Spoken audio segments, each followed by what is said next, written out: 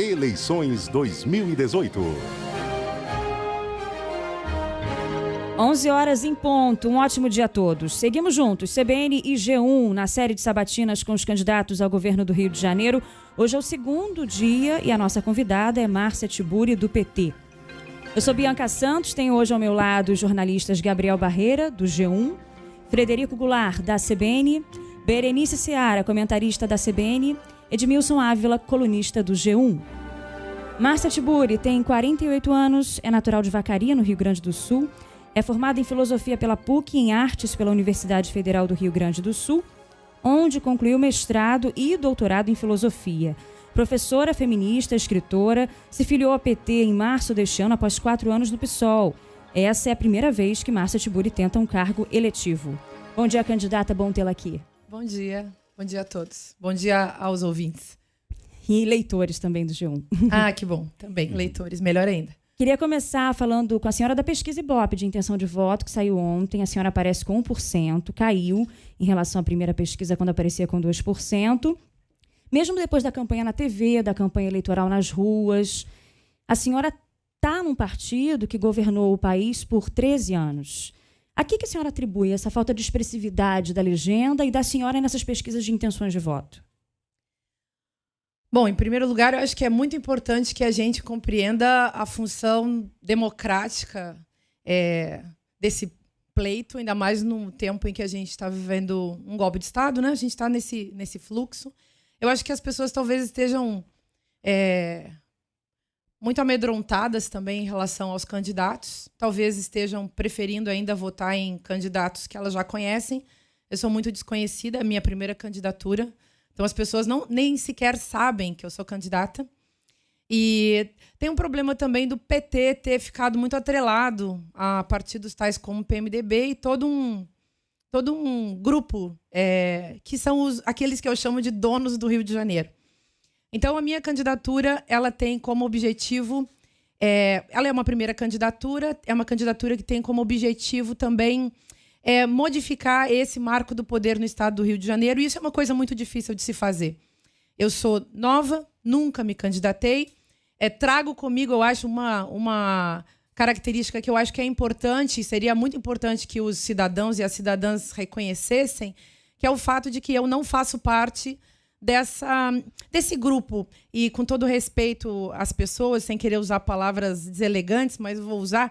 Tem uma certa corja, né, que administra o Rio de Janeiro faz bastante tempo. Tem um marco do poder, tem um partido que está no poder há muito tempo, e esse partido não se diferencia de outros. Então, hoje a gente vê candidatos que já transitaram por vários partidos e continuam aí, sempre propondo e repropondo aquilo que Mas, candidata, essa corja também faz parte do seu partido, porque o seu partido também esteve no governo aqui. Pois o seu partido também apoiou o governo do PMDB, agora MDB. O seu partido também esteve no governo de Eduardo Paes, da prefeitura de Eduardo Paes. Essa corja também está no seu partido?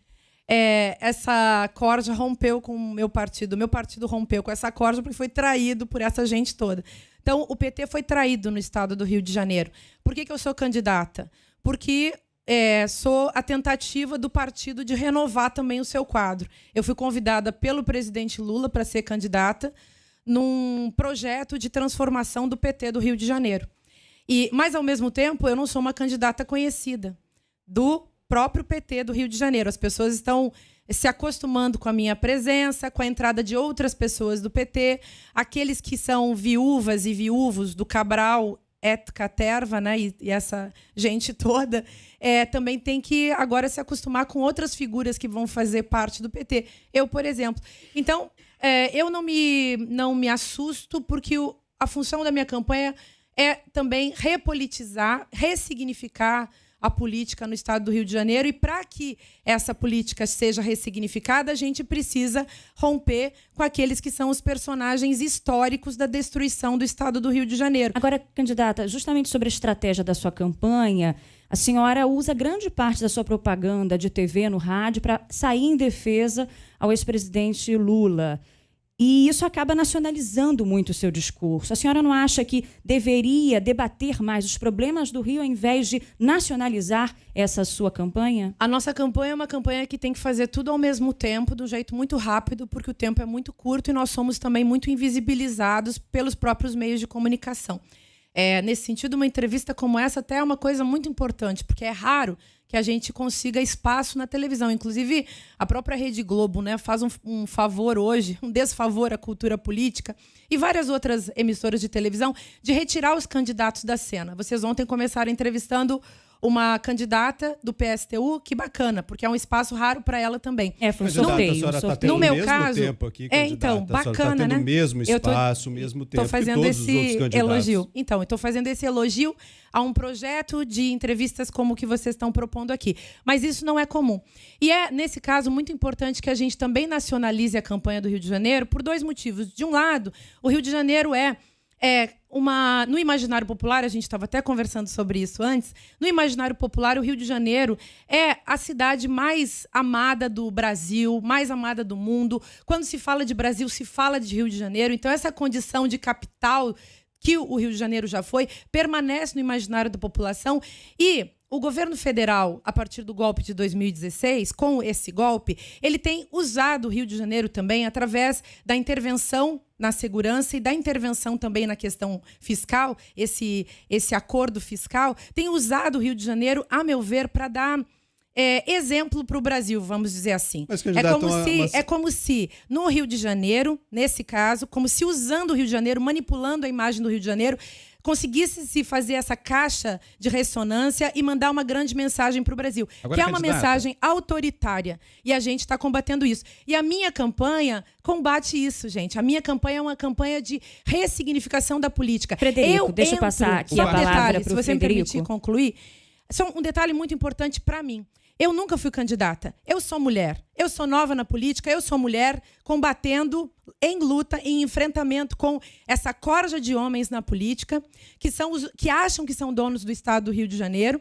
Eu estou aqui para chamar uma outra população a fazer política, inclusive as mulheres. E essa falta de experiência da senhora na política e na parte administrativa mesmo, e só morando há 4 anos no Rio de Janeiro, mesmo assim a senhora se sente preparada para governar e para lidar com os problemas gravíssimos do Rio? Aí tem muita coisa.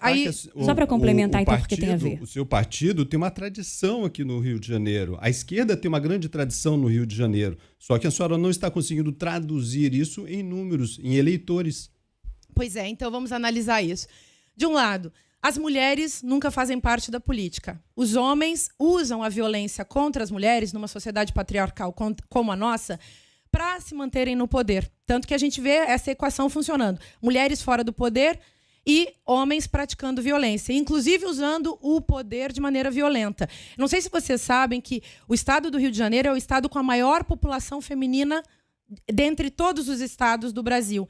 E tem a penúltima menor representação parlamentar. Só perde para o Espírito Santo. Sendo um estado central, essa desproporção é uma coisa muito séria. E, nesse sentido, a gente pode dizer que o Rio de Janeiro é muito machista. Não é à toa também que o PT... governadora Benedita da Silva, tivemos governadora Rosinha. São exceções. E Benedita da Silva só entrou por 9 meses e era vice. Foi governadora. E Rosinha Garotinho não era feminista nem preocupada com os problemas das mulheres. Mas foi eleita. Se você me permitir, foi eleita. E isso é uma coisa que a gente deve respeitar. Quando uma pessoa é eleita, quem perde deve ficar muito feliz porque a democracia foi garantida. Isso é uma coisa que realmente a gente tem que defender. Agora, é claro, o pleito também é um processo democrático muito bacana e a gente tem que lutar por aquilo que a gente acredita. E nesse sentido, eu acho que as mulheres sempre ficaram de fora. Eu acho que os homens destruíram o estado do Rio de Janeiro. Acho que as mulheres podem consertar. As mulheres são a grande maioria das pessoas indecisas nesse momento. Se as mulheres votarem nas mulheres, se as mulheres tiverem essa coragem, que aliás é uma característica das mulheres que são chefes de família, das mulheres que estão aí segurando o mundo nas costas, e o Rio de Janeiro também, gente. Mas, olha, candidata, eu perguntei para a senhora com relação ao a preparação, independente de gênero. Sou mulher também, independente de gênero. Tá certo. Se a senhora se sente preparada. Eu vou também passar a bola. Essa sua complete rapidamente, então, para a gente ir para o Fred com outro assunto. Acho bem importante, porque ninguém governa sozinho. Com quem que a gente governa? A gente governa com o povo, e essa é uma proposta da minha gestão, que a gente construa uma política de gestão com participação intensa da população, direta, o mais presente possível, através de um gabinete digital e através também de um governo de aproximação, que é o que eu estou chamando o nosso governo.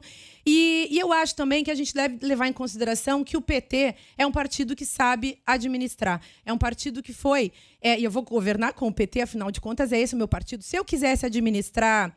ou se eu quisesse fazer um pleito para o Legislativo, isso teria continuado, inclusive, no PSOL, que é um excelente partido do ponto de vista dos seus deputados, dos seus vereadores. Agora, mas eu acredito na ação executiva do PT. Sobre as alianças do PT, a senhora pontuou que o partido denuncia o golpe, né? Mas para essa eleição a gente tem que lembrar que o PT voltou a se aliar a políticos que vocês chamam de golpistas, principalmente na região nordeste do país. E aí eu te pergunto se a senhora abrigaria aqui no Rio de Janeiro políticos que a senhora chama de golpistas durante o seu governo a partir de Claro janeiro. que não, né? Óbvio. Imagina E essa contradição, então, do PT, que no Nordeste voltou a fazer esse tipo de aliança? O PT é um partido de massas, é um partido gigantesco.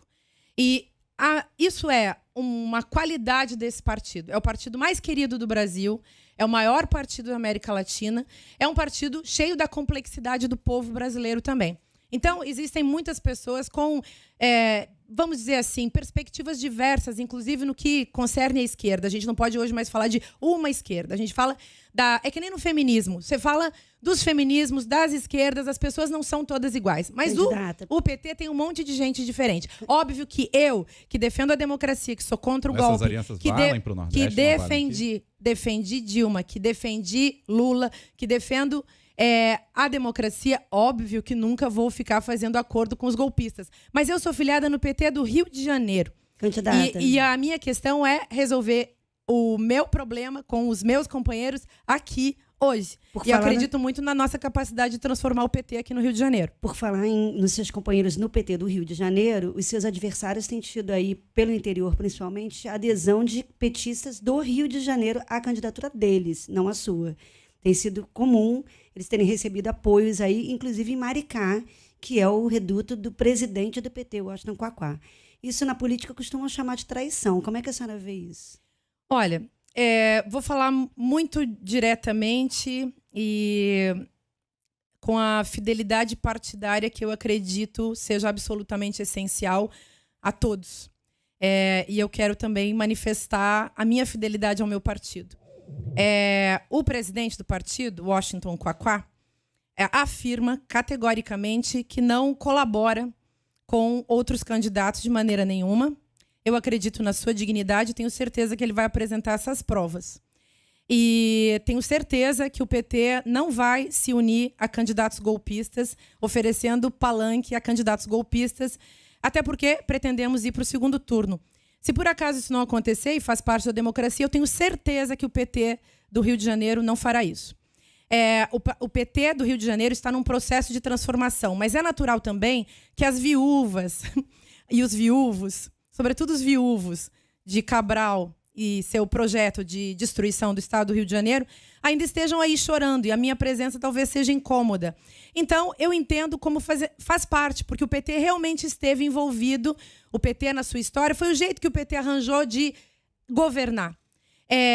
O Rio de Janeiro é um estado que é um estado muito bonito, muito maravilhoso, gente maravilhosa, mas é um estado que precisa mudar a sua cultura política. E eu estou aqui para colaborar com a mudança dessa cultura política. Então, já que você tocou especificamente, como a senhora viu o evento lá em Maricá, com 10 dos 17 vereadores de Maricá oferecendo apoio ao candidato Eduardo Paes, e ele no palanque com adesivo das candidaturas de Washington Quaquá e Zeidan?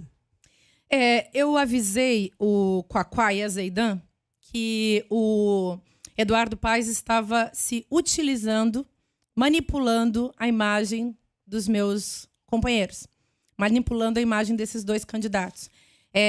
O Eduardo Paes ele tem o hábito de usar essas praguinhas. Eu reclamei também porque, evidentemente, se o meu nome estivesse naquela praguinha, o Eduardo Paes provavelmente não tivesse a coragem de usar. Então, isso foi uma questão que foi colocada. Como existia material antigo, provavelmente esse material tenha sido usado, mas eu tenho certeza que os meus colegas não vão apoiar Eduardo Paes. E os vereadores não eram do PT. O vereador que estava lá era um do PCdoB, que também é coligação nossa, como vocês sabem, e esse vereador já se entrou com um processo na comissão de ética do partido para ver o que vai se fazer com ele. Agora, gente, eu defendo a presunção de inocência. Então, eu espero que as pessoas, quando suspeitas de qualquer coisa, possam também elas depor e falar por conta própria. E, nesse caso, eu espero realmente que o PT esteja se renovando. É o meu desejo. Na quinta-feira estive com o presidente Lula em Curitiba e ele apoiou. Aliás, é também por isso que ele me convidou para ser candidata nesse cargo tão importante, que é o cargo de governadora. Candidata, já que é importante, vamos falar de propostas, então, do seu governo? Vamos, é a melhor parte. Vamos começar a falar, então. A senhora fez críticas duras às duras medidas de austeridade do regime de recuperação fiscal. Diz que elas tornaram o Estado mais vulnerável, ao invés de ajudá-lo. Como a senhora pensa em rever esse acordo?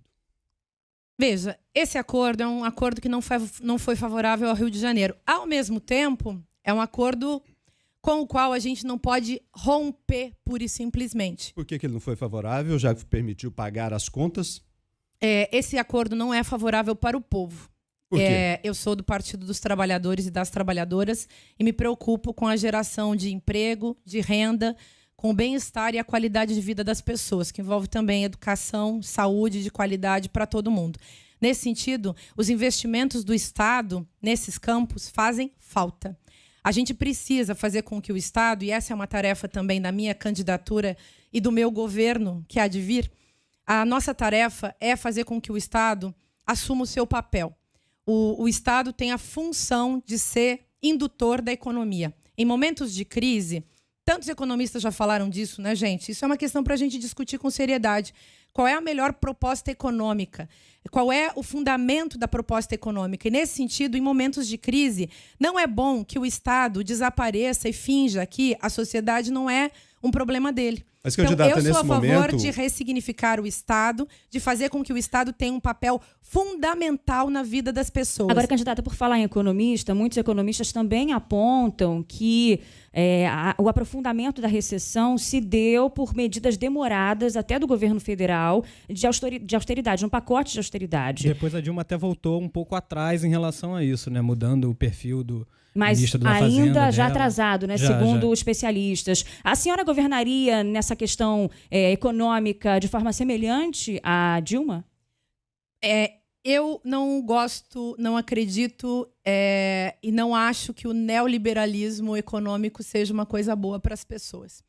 Então, eu acredito no papel do Estado. Inclusive, vivo falando que os candidatos que falam contra o Estado deveriam se descandidatar, deveriam largar esse osso, porque para eles é um osso, né? Mas que medidas de dentro do pacote de recuperação fiscal a senhora é contra? A senhora vai sair do regime de recuperação fiscal? Nós não podemos sair simplesmente do regime. Nós precisamos renegociar esse regime. Renegociar o quê? Nós precisamos renegociar justamente a questão da dívida nós temos que renegociar. E nós precisamos, nesse caso, veja só, uma coisa é fazer isso em relação ao Fernando Haddad, que vai ser o nosso candidato, que já é o nosso candidato e que vai ser o nosso presidente do Brasil. Uma coisa é a gente ter um governo federal alinhado com a nossa perspectiva estadual. Então, se o PT ganhar no nacional, for eleito no nacional e for eleito aqui, e não houver outro golpe, que também é um risco, né?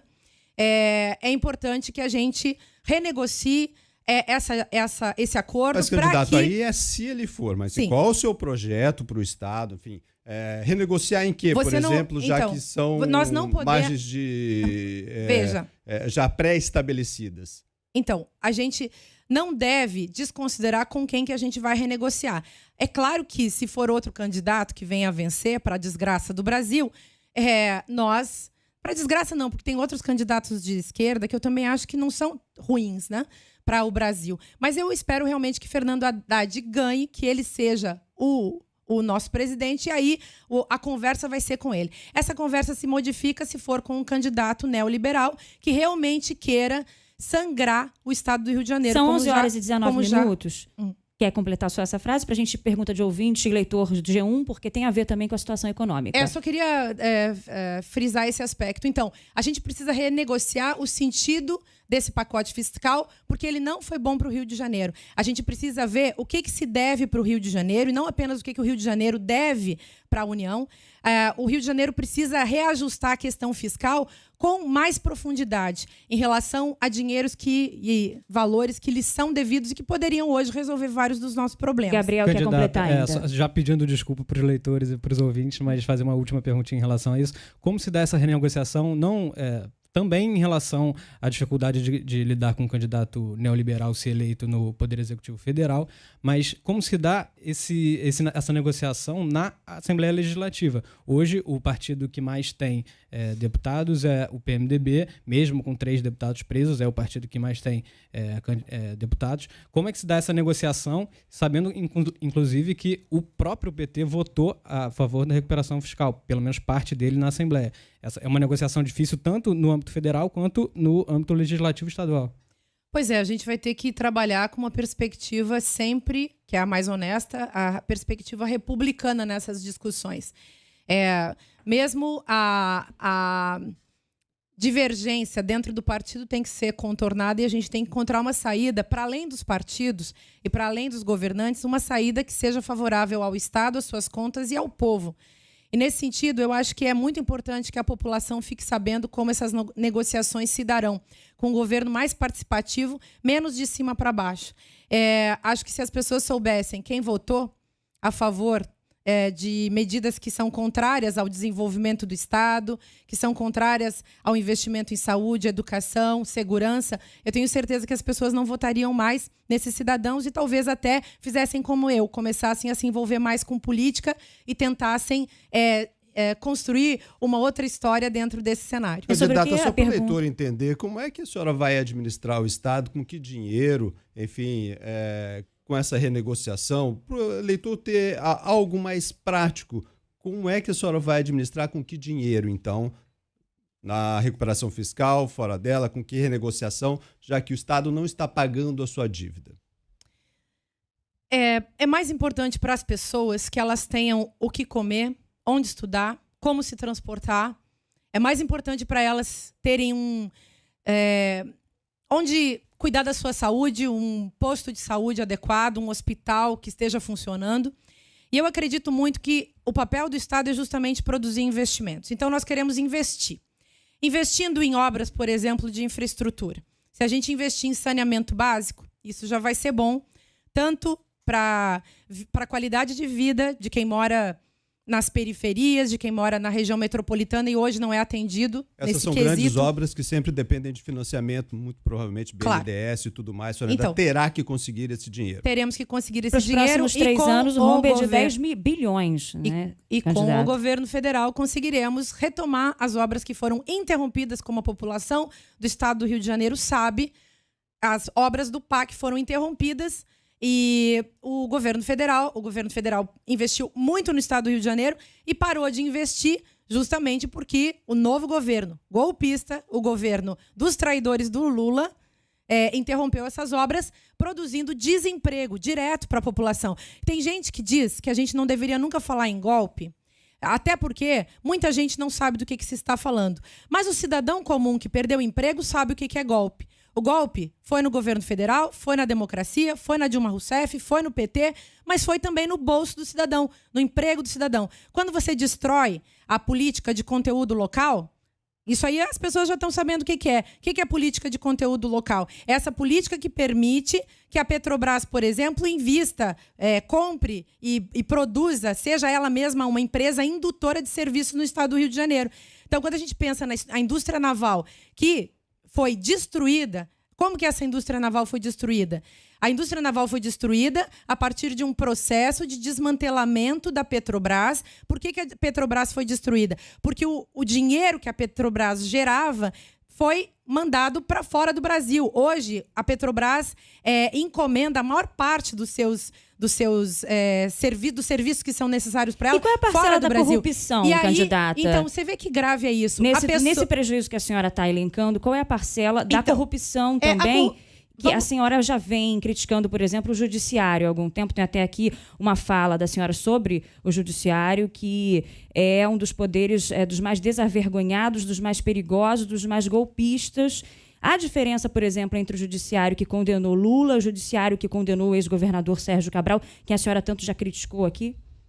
Olha só, vamos concluir a história da Petrobras. A gente precisa fazer com que o Estado invista em infraestrutura para que uma cadeia produtiva se torne mais densa, mais capaz de gerar serviços para que as pessoas tenham mais emprego. É porque é impossível falar de Petrobras e não falar de corrupção. E o nosso ouvinte leitor sabe disso. Sim, então, mas a gente precisa também concluir as nossas frases para que as pessoas não fiquem pensando... É porque tem a ver com o assunto. Sim, por isso que a gente vai pontuando outros aspectos dentro do mesmo conteúdo. Você tem razão, mas é muito importante que os ouvintes saibam que as perguntas, elas já induzem a respostas e que as pessoas têm que ficar ligadas não só na resposta, mas também na pergunta. E a sua pergunta é uma pergunta muito importante.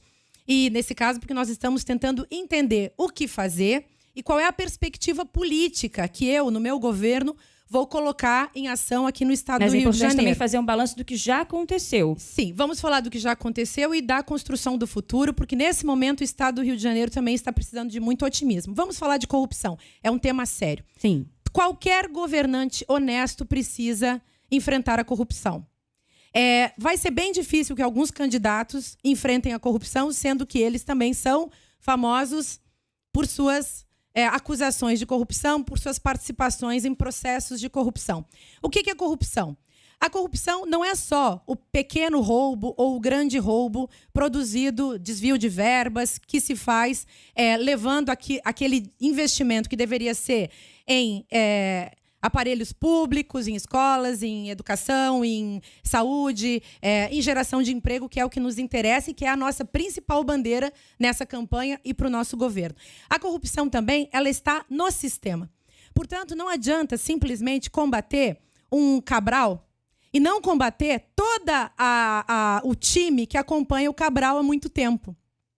Não adianta o PT lutar contra a corrupção e o próprio PT não fazer uma renovação do seu quadro, que é o que está se propondo com a minha candidatura. Mas, por exemplo, a Lava Jato, ela vem combatendo políticos de diferentes legendas, diferentes partidos. A senhora apoiaria, por exemplo, uma força-tarefa da Lava Jato aqui no Rio? Eu sou a favor da gente usar mecanismos de gestão para impedir, para prevenir a corrupção. A Lava Jato não. Sempre haverá corrupção, há corrupção no Brasil todo, em todos os partidos, no mundo afora. As pessoas precisam entender melhor o que é corrupção. Não adianta a gente fazer, por exemplo, guerra às drogas, ou guerra ao tráfico, ou guerra à corrupção, se a gente não mudar a estrutura para que as pessoas não precisem ou não se sintam convidadas a serem corruptas. A senhora apoiaria uma força-tarefa da Lava Jato aqui no Rio? Não apoiaria a Lava Jato jamais. Não acredito na Lava Jato. Acho que a Lava Jato foi forjada só para destruir as empresas nacionais. Acho que a Lava Jato já cumpriu o seu papel. E é por isso também que eu acredito que talvez a gente consiga ter eleições esse ano, porque a Lava Jato já conseguiu tirar os principais atores da cena. De vez em quando, Mas não é contraditório? Não, olha só. Hoje, por exemplo, prenderam aquele governador lá do Paraná. Olha que coisa mais interessante. Quando tem um jogo de futebol, olha que interessante. Às vezes, se dá um cartão vermelho ou para o time adversário, para o time ficar mais tranquilinho e parecer que o jogo é honesto. O jogo não é honesto. A Lava Jato não é honesta. Não é honesta e as pessoas acreditam na Lava Jato porque houve muita propaganda e vocês sabem que hoje o quarto poder, o poder que manda em todos os poderes é a mídia. A mídia, os meios de comunicação de massa, televisão, rádio, grandes corporações midiáticas fizeram o quê? Fizeram o golpe e usaram a Lava Jato também para dar um verniz bonito, um verniz de estamos a Lava Jato errou ao prender, por moralismo. exemplo, o ex-governador Sérgio Cabral? Não houve corrupção, candidata? Eu acho que aí, veja, essa sua pergunta é uma pergunta daquelas que tenta me colocar na parede para dizer que eu sou a favor de que as pessoas não sejam presas. Eu preciso entender o seu posicionamento, para que ele não seja contraditório para o nosso ouvinte leitor. Então, veja... Eu pergunto se a senhora acha que a Lava Jato errou ao prender, ao apontar a corrupção, por exemplo, de Sérgio Cabral. Eu não acho que a corrupção não deva ser apontada. Ela deve ser apontada. Eu acho que é é que o mecanismo da Lava Jato é que não é um mecanismo para a gente considerar a salvação da pátria. Nós precisamos reestruturar o Estado em nível estadual para que não haja mais esse tipo de distorção. Esse governador, ele praticou atos absolutamente delirantes, ele cometeu crimes horríveis. Então, ele deve ser...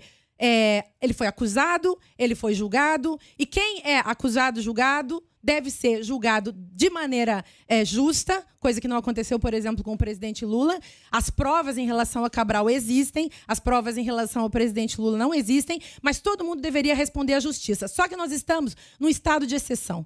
No estado de exceção, tudo isso devia ser questionado. Eu não estou dizendo com isso que eu sou a favor de Cabral. Aliás, não sou. Mas estou querendo dizer que a justiça não é o parâmetro, o judiciário nacional e do estado do Rio de Janeiro não é parâmetro para a gente discutir corrupção aqui. Eles são parte desse jogo corrupto que levou ao golpe de 2016 e prejudicou não apenas o Partido dos Trabalhadores, não apenas Dilma Rousseff, não apenas o presidente Lula, mas toda a população brasileira. 11h30. Hoje o nosso país Vamos voltar está para as propostas, em crise. candidata? Porque a gente precisa dar voz aqui para o nosso ouvinte leitor G1. Diga, Fred. Aproveitando o assunto Petrobras, candidato, o nosso ouvinte Cláudio Toches, ouvinte leitor G1, pergunta o seguinte: o petróleo é o ativo econômico mais importante do Rio de Janeiro, em qualquer lugar do mundo também. Quais são os seus planos para o Rio ter de volta os direitos sobre essa atividade economicamente fabulosa? Então, é uma atividade muito importante no estado do Rio. A gente quer fortalecer o complexo de óleo e gás. É evidente que nós vamos proteger e lutar pelo nosso petróleo, lutar pela renegociação também do valor dos royalties. A gente quer os nossos royalties, cada vez mais royalties para nós. A gente quer também uma discussão sobre enfim, toda a cadeia que está em torno desse complexo, a geração de serviços, e para isso a gente precisa da política de conteúdo local que antes favoreceu o avanço e o crescimento da Petrobras. A gente quer que a Petrobras volte a investir na nossa indústria naval. A gente quer que a nossa indústria naval cresça e apareça, que ela seja a mais importante do Brasil e possa aqui gerar muitos empregos. Havia muitos empregos, como vocês sabem, os estaleiros do Brasil eram bem importantes. A indústria naval do Brasil era a segunda do mundo. Só perdia para o Japão. E nosso lugar foi destituído a partir do golpe de 2016. A gente precisa voltar com essa indústria porque ela é uma indústria indutora de economia, nesse sentido de que não apenas havia empregos diretos, mas também empregos indiretos de serviços. Se a gente vai hoje visitar as comunidades que se beneficiavam da Petrobras, não é só aquele que era funcionário, aqueles 8 mil pessoas de um determinado estaleiro, mas aquelas pessoas também que ao redor do estaleiro tinham a sua venda, a sua lojinha, que tinham ali todo um sistema de comércio que fazia com que a vida delas tivesse mais qualidade. Hoje as pessoas não têm o que comer. A vida das pessoas está sucateada. Não sei se vocês já visitaram os estaleiros, gente. Vocês têm que visitar os estaleiros. É uma tristeza. O estaleiro Mauá, por exemplo, tem 2 navios que estão lá perdidos, abandonados. Aquilo ali vale bilhões. Já visitamos, candidato, já visitamos. Pois imagino. Vamos falar de outro problema, outro grande desafio do Rio de Janeiro, se tiverem candidata. a oportunidade, também deveriam visitar, porque as pessoas precisam se aproximar do lugar onde elas vivem, dos seus problemas. E vamos considerar que parte dos problemas, talvez o maior problema que o estado do Rio de Janeiro hoje tenha, é um problema político, porque a nossa crise econômica deriva de uma crise política séria que foi grande problema também é a segurança. Golpe. Vamos nessa? Vamos nela, então. Vou passar a bola aqui para o Gabriel Barreira, que ele tem perguntas do programa do G1, Monitor da Violência. Candidata, o G1 realiza há mais de um ano o projeto Monitor da Violência e a gente está fazendo a mesma pergunta para todos os candidatos. São duas. Qual a principal proposta para diminuir o número de homicídios no Estado e qual a proposta para reduzir a violência contra a mulher? Nós pretendemos reorganizar, vamos dizer assim, reconfigurar e colocar as polícias estaduais num outro patamar. A gente quer articular a Polícia Federal com as polícias estaduais. A gente pretende criar uma polícia voltada à defesa do direito à vida. Para isso, a gente precisa melhorar as condições, tanto de formação dos nossos agentes policiais, que são funcionários públicos, né? Nós nunca podemos esquecer disso. Quem é o policial? Um funcionário público. Muitas vezes, ou constantemente aqui no estado do Rio, isso é um fato, mal formado. Muitas vezes esse policial é tão abandonado quanto o cidadão, tão abandonado e mal formado e desprotegido quanto o cidadão que ele também ajuda a violentar. Olha aqui o que eu quero dizer com isso. Eu quero dizer que a gente precisa de uma polícia que represente o Estado. Hoje, o que a gente tem? Um Estado genocida, um Estado que manda matar, que deixa morrer, que é parte fundamental do genocídio dos jovens negros nas periferias. Nós precisamos também ressignificar o papel do Estado nesse sentido. Mas, na prática, o que vai mudar no treinamento da polícia? A gente precisa fazer com que os nossos policiais saibam manejar as armas, saibam manejar os instrumentos, as armas e também a inteligência. Os nossos policiais têm que se tornar agentes que conhecem investigação, que conhecem também um modo de tratar as pessoas mais humano. Eu tenho a impressão, às vezes, quando o policial sai lá do seu QG, que ele sai por aí, muitas vezes, com a ordem de sair matando. E o que a gente vê nisso? Todos vocês sabem, eu acho difícil que as pessoas possam encontrar um argumento contra essa discussão. Todas as pessoas sabem o que está acontecendo, que os policiais são pobres, muitas vezes gente negra, que foram colocados dentro de um projeto de extermínio, de um projeto racista, de extermínio, de destruição do povo preto e pobre. Eles matam gente preta e pobre nas favelas. É claro que morre alguém também fora das favelas, mas a maior parte das pessoas que morrem são nas favelas e são nas regiões periféricas. Aqui no Rio de Janeiro, vocês sabem a diferença entre os mortos, sei lá, num bairro da Zona Sul e os mortos numa cidade da Baixada Fluminense. Candidata, voltando aqui à sua proposta. O bairro de Botafogo, que é um bairro de classe média, e a cidade de Queimados. Olha a diferença. 3 pessoas mortas em Botafogo para 100 pessoas mortas em Queimados. 138 pessoas mortas em Queimados. Quer dizer, essa diferença faz a gente pensar no quê? A polícia está faltando mais nesse lugar, num outro lugar a gente tem que pensar se a polícia deve estar mais ali. Mas não só isso, tem que pensar numa polícia de prevenção e em políticas de segurança de prevenção. Então, candidato, voltando à sua proposta, vamos lá, a senhora diz aqui, no programa de governo, a senhora diz, respeitando, protegendo, incentivando os policiais por meio de formação continuada, planos de cargos e salários decentes e equipamentos adequados. Quando alguém diz planos decentes, diz que este é indecente. E o decente diz que ele será maior, melhor. Então vamos lá, propostas para os servidores, como a senhora tem falado aqui, propostas de salário para eles. Então, o que será esse plano de salários decente? Quanto a mais de reajuste? A gente tem que pensar nisso. Nós não podemos sair dizendo, vamos pagar o salário dos juízes para os policiais. Mas quem promete um plano decente já não pensou nisso? Quem promete um plano decente diz que vai discutir com todos os especialistas e os interessados para ver o que é possível fazer com as pessoas. Mas o eleitor e fazer não pode com achar, os funcionários. Poxa, depois virar algo que não era tão decente quanto proposto? Não, a gente espera que a gente possa construir de maneira coletiva, que a gente possa encontrar as melhores saídas, sempre defendendo os funcionários públicos. A senhora não tem o plano agora, então? O plano decente de cargos e salários. Nesse momento, a senhora não tem. A gente quer, para começo de conversa, fazer com que todos os funcionários públicos tenham o seu salário em dia. Então, essa é a nossa prioridade no nosso primeiro ano de governo. Salário em dia e uma discussão aberta, transparente, aí nesse sentido decente e honesta, para saber como a gente pode melhorar a vida, seja do professor, seja do policial, seja do médico, que a gente quer criar uma carreira também para os médicos. A gente precisa, nesse sentido, conversar com a população. A senhora está prometendo algo que a senhora não tem ainda, candidata? Não, eu não estou prometendo... Que a senhora ainda não planejou? Não, imagina, a gente está prometendo um governo aberto, participativo, em que a gente vai cuidar com muita delicadeza do plano de carreira de todos os funcionários e, sobretudo, a gente vai pagar o salário em dia. Porque isso não é uma coisa difícil de se fazer. Em que sentido eu falo isso? Acho que os governos do estado do Rio de Janeiro nunca lutaram pelo Rio de Janeiro. Os governantes que aqui estiveram até hoje se preocuparam em cuidar da sua própria vida e usar a máquina do Estado com objetivo pessoal e privado. Candidata, só para a gente não fugir muito ao tema, ainda tem pergunta chegando sobre segurança. Vamos voltar então, Fred? Registrando aqui então, Bianca, a participação do nosso ouvinte Gabriel.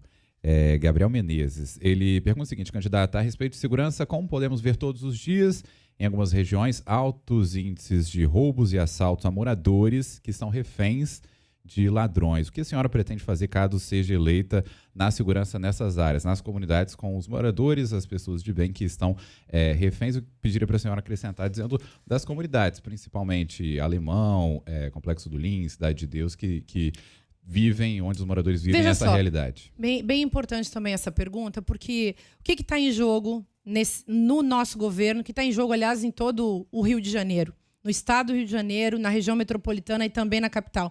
Está em jogo a gente melhorar a segurança das pessoas. O que a gente entende por segurança?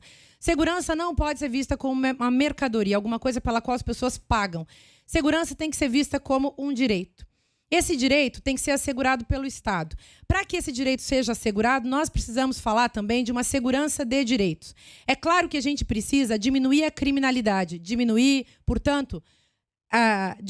acabar com tiroteios, acabar com todo o crime que existe e acabar, sobretudo, com essa guerra insana que hoje tem dizimado policiais e cidadãos. E a presença efetiva tão clara de traficantes andando armados? Essa semana mesmo a gente viu várias vezes bailes funks acontecendo com homens armados circulando, imperando terror para esses moradores que saem para trabalhar. Então, sem a polícia estar nessas comunidades. Acrescente, só para complementar a pergunta da Bianca, se a senhora pretende manter a intervenção federal, tendo em vista que o Datafolha, a pesquisa recente do Datafolha aponta que 72% das pessoas apoiam a manutenção. E ajudando aqui, o PP continua? Então, vamos enfrentar todas essas questões, que são as mais sérias, eu acho, nesse momento, devido ao clima de medo que está na atmosfera, enfim, aí na cabeça das pessoas. O sentimento das pessoas é de muito medo. O sentimento das pessoas é de muito medo também dependendo da região. Claro que hoje, em função do espetáculo da criminalidade, e do uso que os meios de comunicação de massa também fazem desse espetáculo, porque vocês sabem, todo mundo que fica assistindo programa de televisão de tiroteio, de bomba, de matança de pessoas, fica também muito assustado. E é claro que a gente precisa combater isso, mas as pessoas também têm que aprender a separar as questões, né? Saber o que é verdade e o que é também espetacularização para vender televisão, porque televisão não é... Televisão, rádio, enfim, são... empresas que produzem uma mercadoria, às vezes falsa, que é a notícia. A notícia, às vezes, é verdadeira, às vezes é falsa. As pessoas precisam saber disso. Acho que o povo já está sabendo. Nós fazemos isso, candidata, todos os dias, dizendo o que é fato e o que é fake. Isso é importantíssimo. Um jornalismo responsável precisa fazer isso. Então, é importante também esse papel educativo da televisão, dos jornais, das rádios, dizendo o que realmente é verdade, o que é mentira. A senhora é contra ou a favor da intervenção, candidata? Veja, as pessoas... Por que eu estou colocando a questão dessa maneira? Desculpe o meu jeito um pouco, às vezes, professoral, didático, mas é que eu sou professora e eu acabo falando assim, eu preciso fundamentar um pouco, né? Então, olha só, as pessoas estão sendo a favor da intervenção porque elas, a meu ver, foram convencidas de que essa medida de força é a única saída que se tem para o Rio de Janeiro, para a insegurança e para essa sensação de medo. E a outra saída qual é? Pois é, então as pessoas preferem apostar na solução de força e não em outras soluções. Do meu ponto de vista, nós não podemos manter a intervenção federal. Por quê? Porque embora as pessoas tenham esse sentimento de medo, e embora elas, esses 70 e poucos % apostem nessa solução, os números da intervenção não são bons. Há mais mortes, mais tiroteios, mais sensação de insegurança depois da intervenção. E a intervenção tem uma função também espetacular. Mostrar para o Brasil que o governo golpista, que o governo do Michel Temer é um governo que tem força bruta e que pode não só...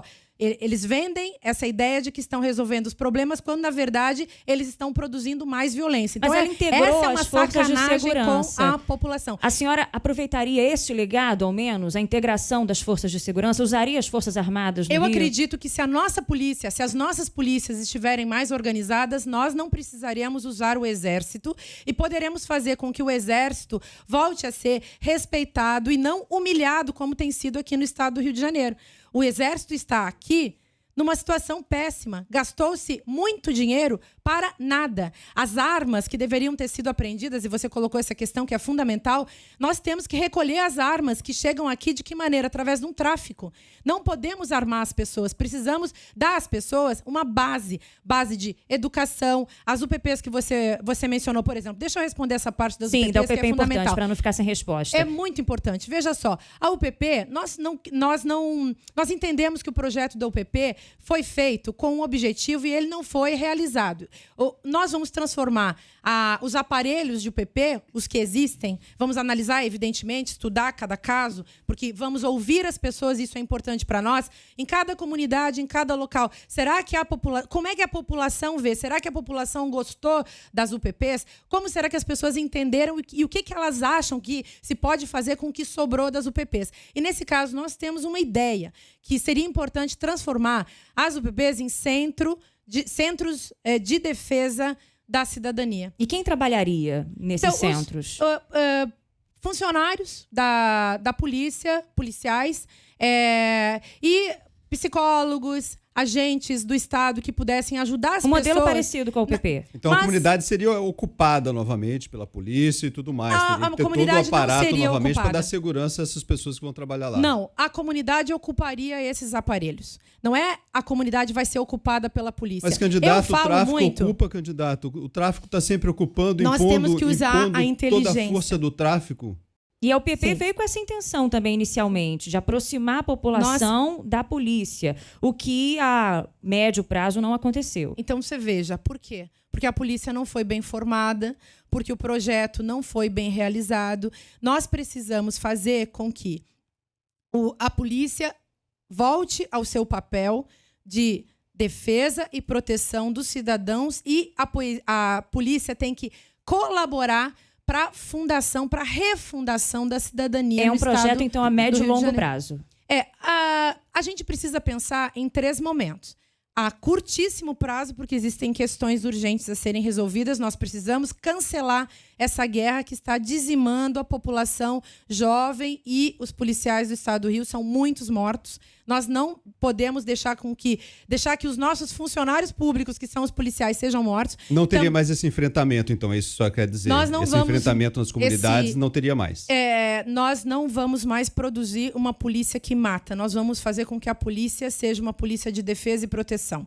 Nós pretendemos que o nosso governo funcione junto com as polícias, evidentemente, mas a ideia de aproximação, a ideia de prevenção, é isso que está na nossa perspectiva. Nós pretendemos fazer com que a polícia seja respeitada. Eu acho muito ruim esse tipo de postura que coloca que a polícia é bandida ou os criminosos devem ser mortos. Essa gente que fica falando que bandido bom é bandido morto não entende nada de segurança. Essa gente que fica defendendo mais força não sabe ou não quer saber o valor e a importância da inteligência que precisa ser usada e fomentada. Estou falando de inteligência no sentido de tecnologias da inteligência. Estou falando no sentido de investigação, no sentido de formação para o policial, para que ele saiba desde manejar uma arma, porque ele precisa saber isso. Mas, hoje em dia, parece que muitos dos nossos não sabem. Uma polícia que não deve sair atirando. Uma polícia que deve proteger as pessoas. Uma polícia que deve estar bem amparada para ficar do lado de um Estado e do lado da população que não quer, evidentemente, defender quem comete crimes, mas não quer defender nesse sentido de apoiar, mas quer, obviamente, diminuir a criminalidade para que as pessoas também que cometem crimes sejam julgadas dentro dos devidos processos legais. Vamos de educação, isso a gente precisa sair desse estado de exceção. Olha, aproveitar que a senhora falou de formação, de tecnologia, vamos falar de universidades? Vamos falar de universidades. Tem pergunta de ouvinte CBN Leitor G1. Fred. A Ângela Inojosa, ela manda pergunta pela hashtag CBNG1, destacando e propondo o tema universidades estaduais. Qual é a sua proposta, candidato, para a manutenção e melhoramento das universidades estaduais no Rio de Janeiro?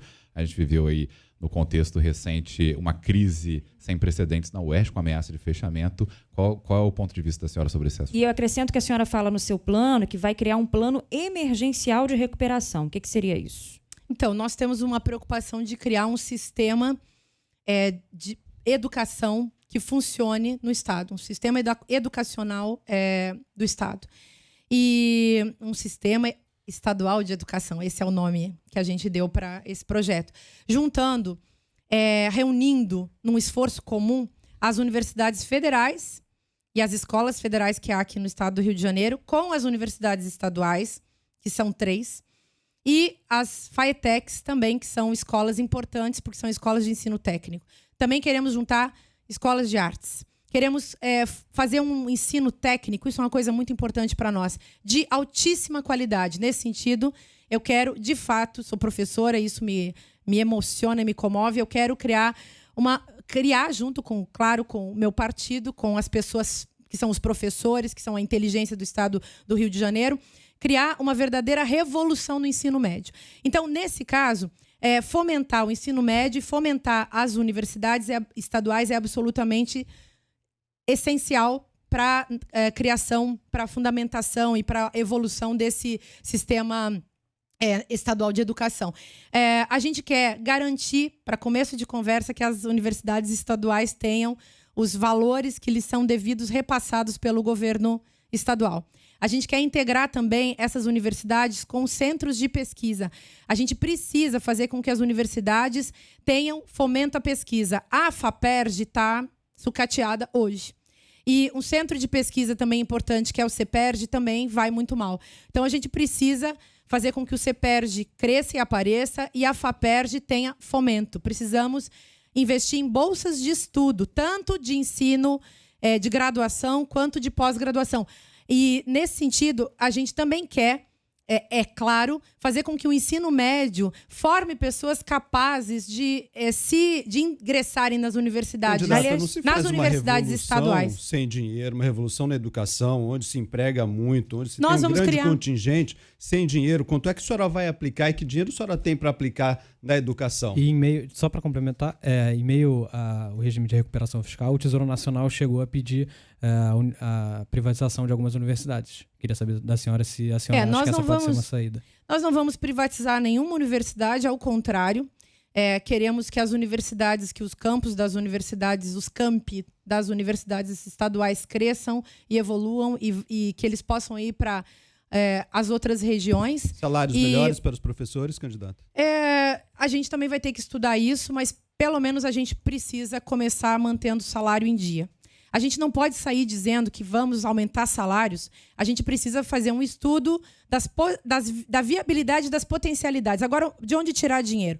A gente tem um fundo de combate à pobreza que está sendo usado de maneira muito desconhecida por todos nós. Nós precisamos usar esse fundo de combate à pobreza para criar bolsas para os meninos, para as meninas que estão em evasão escolar. Vocês sabem que o número de jovens que hoje estão em evasão escolar é imenso. O fundo tem 4 bilhões e é para todos os municípios, são 92, não pode ser só para a capital. E nós precisamos usar o Fundo Estadual de Combate à Pobreza, esse fundo, especificamente para combater a pobreza de fato. A gente quer criar uma bolsa, por exemplo, isso vocês não me perguntaram, mas vou falar, uma bolsa que a gente está chamando de Mais Família, que é para complementar o Bolsa Família, porque no estado do Rio de Janeiro hoje tem 800 mil pessoas que entraram na linha da pobreza.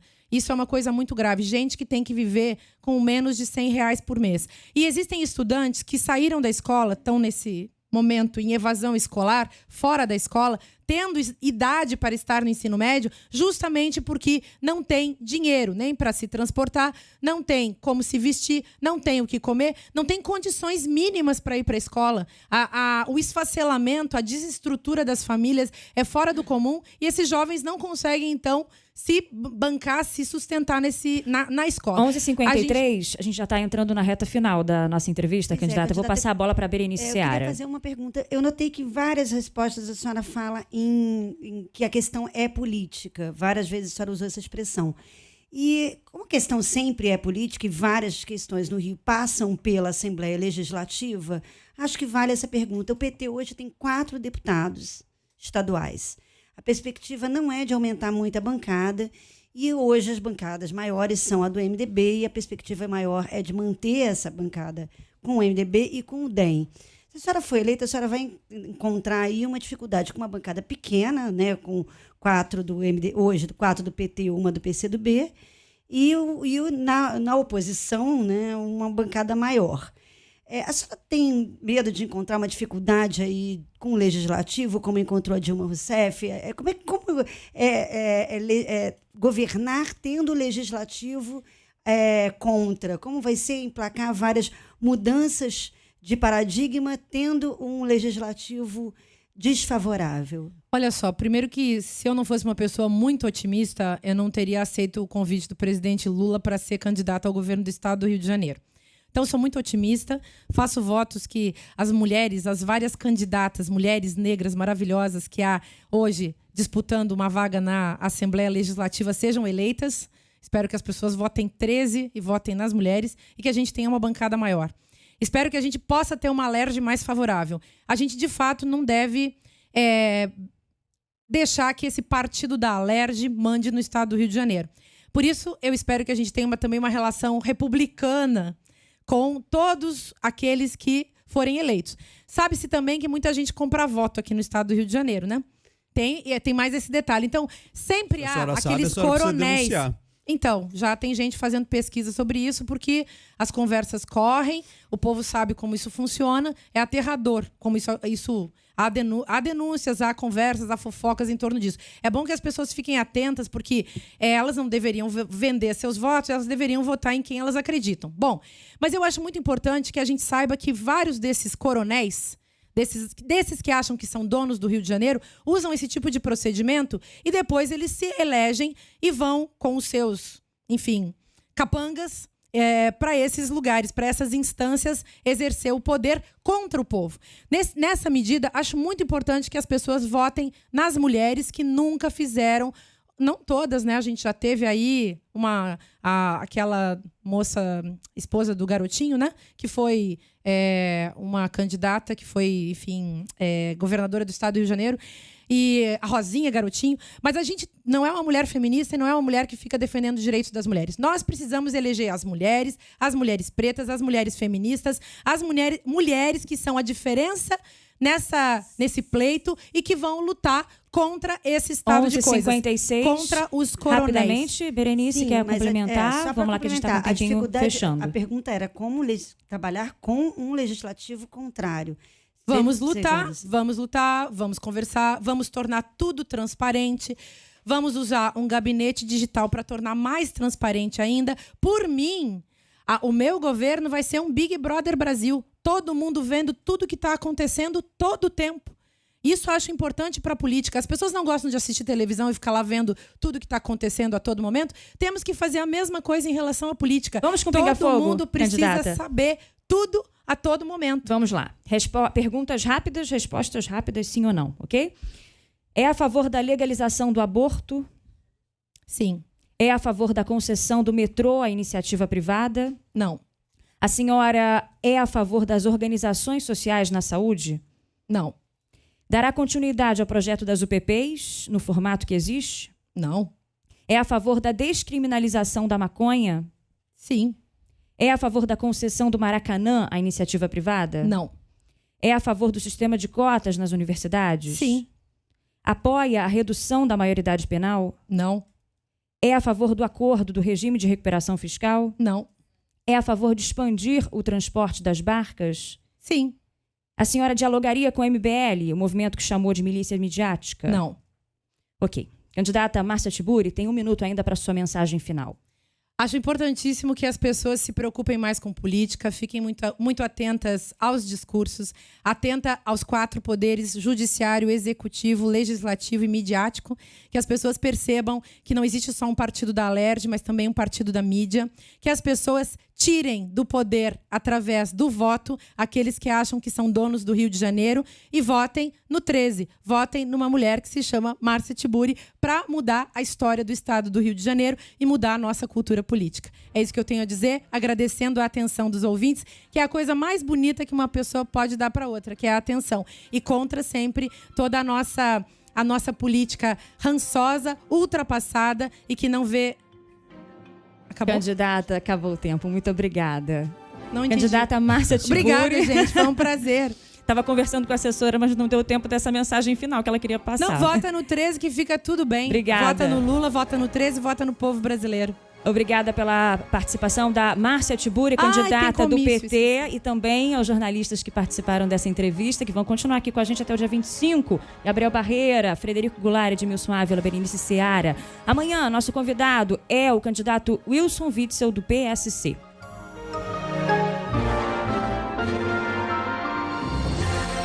CBN e G1. Eleições 2018.